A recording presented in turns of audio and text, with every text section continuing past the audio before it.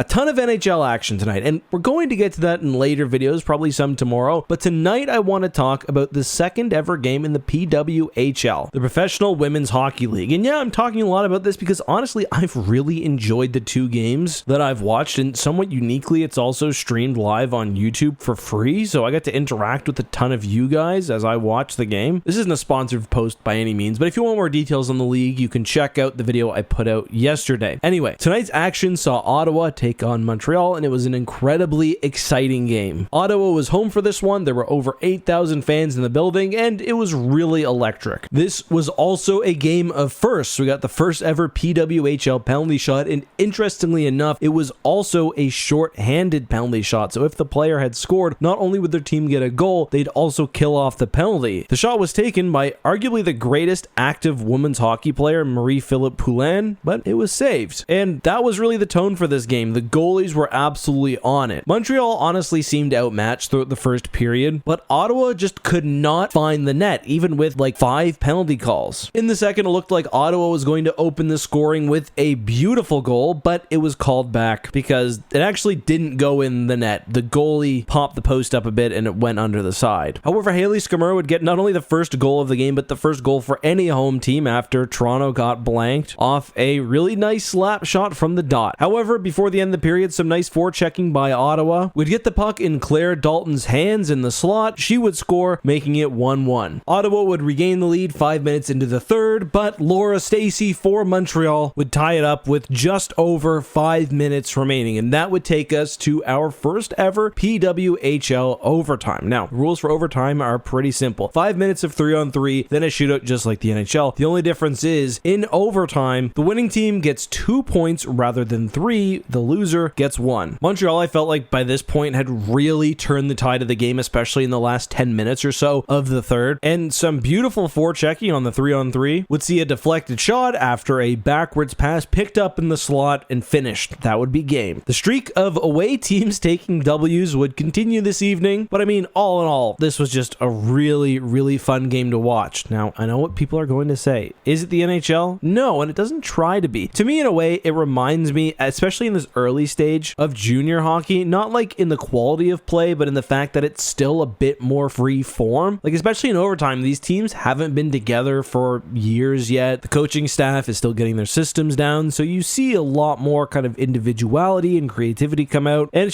it's an electric league. I wish that first goal wouldn't have been, not a goal because it was awesome, but overall, really fun. Let me know your thoughts down below, and of course, the next game will actually be taking place tomorrow night. Well, tonight by the time I get this video out, most likely. It's Minnesota versus Boston, 7 p.m. Eastern time. You can watch it live on YouTube. But that's all for me today. See you soon.